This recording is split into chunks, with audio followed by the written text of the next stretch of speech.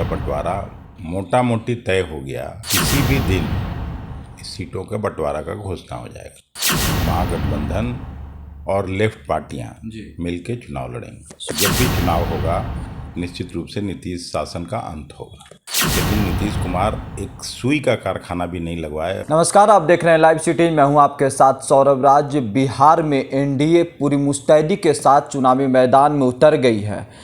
BJP के राष्ट्रीय अध्यक्ष जेपी नड्डा ने साफ साफ कह दिया है कि नीतीश कुमार के नेतृत्व में और नरेंद्र मोदी के मार्गदर्शन में बिहार को आत्मनिर्भर बनाएंगे। हमारे साथ है कांग्रेस के वरिष्ठ नेता और राज्यसभा सांसद अखिलेश प्रसाद सिंह। से जानेंगे कि जिस तरीके से जेपी नड्डा ने साफ साफ कहा है कि अब बिहार को आत्मनिर्भर बनाने के लिए नीतीश कुमार ही ज़रूरी हैं। सर, जिस तरीके से जेपी नड्डा ने कहा कि बिहार को आत्मनिर्भर बनाना है, इसलिए फिर से नीतीश कुमार को ही मुख्यमंत्री बनाना चाहिए। अब नड्डा जी कुछ भी कहें, प्रधानमंत्री मोदी जी कुछ भी कहें, लेकिन अब उनके हाथ से बाजी निकल चुकी है और उनको ये सब बोलने के पहले नीति आयोग की जो रिपोर्ट इस साल के लिए बिहार के संदर्भ में और पूरे देश के संदर्भ में आई है उसको देखना चाहिए था।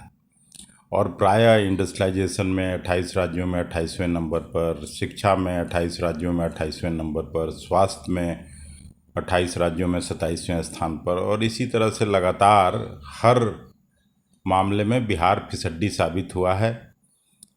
और आत्मनिर्भर बनाने की बात है तो कल मैं देख रहा था टीवी में, नेता प्रतिपक्ष ने वहाँ ठीक ही कहा कि पहले बीजेपी तो आत्मनिर्भर बने, वो तो उधार का चेहरा लेके चुनाव लड़ने जा रहे हैं।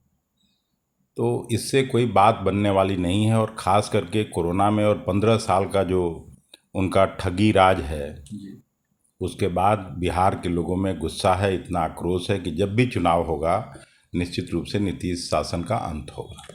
बीजेपी के तरफ से कहा गया है कि बिहार में 45 साल तक आरजेडी और कांग्रेस की सरकारें रही हैं, उन्होंने जो नहीं किया वो हमने 15 साल में कर दिया है।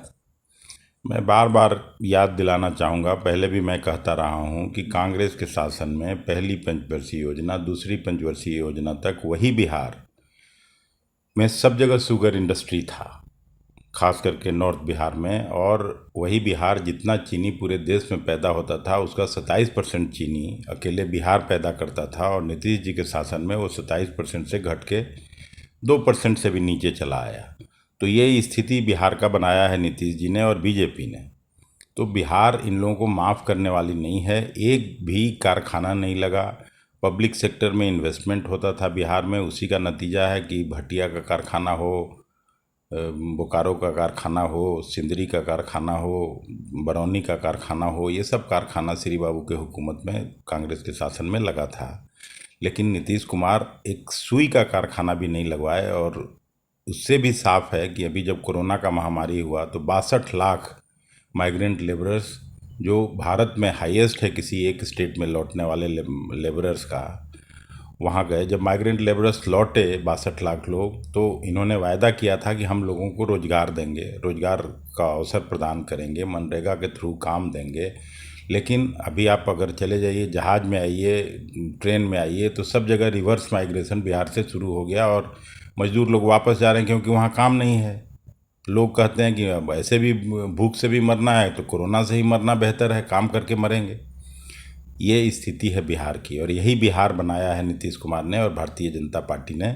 जेपी नड्डा ने साफ साफ कह दिया है सर कि नीतीश कुमार के सामने कोई बिहार में ऐसा चेहरा नहीं है जो एनडीए को हरा सके। तेजस्वी यादव को उन्होंने साफ साफ संकेत दिया है कि वो अभी राजनीति में अभी सीख रहे हैं। भारतीय जनता पार्टी को ज़मीनी समझ नहीं हो पा रही है। जब चुनाव परिणाम आएगा तो उसी चेहरे पर कालिक पुतेगी। ये वक्त बताएगा, समय बताएगा। लेकिन लास्ट क्वेश्चन ये है सर कि महागठबंधन में अभी सीट शेयरिंग के बात हो या नेतृत्व की बात हो, इन सब के ऊपर अभी भी बैठक नहीं हुई है, बात नहीं बनती दिख रही है। कोरोना काल में आपको बैठक नहीं दिखाई पड़ रहा है। यहाँ सीट का बंटवारा मोटा मोटी तय हो गया। अब ठीक है, 1-2 सीट ये सब तो टीदिंग प्रॉब्लम चलते रहता है, कुछ छोटा मोटा, लेकिन किसी भी दिन इस सीटों का बंटवारा का घोषणा हो जाएगा। जो महागठबंधन में मौजूदा समय में जो दल हैं वो बने रहेंगे या कुछ निकलेंगे सर?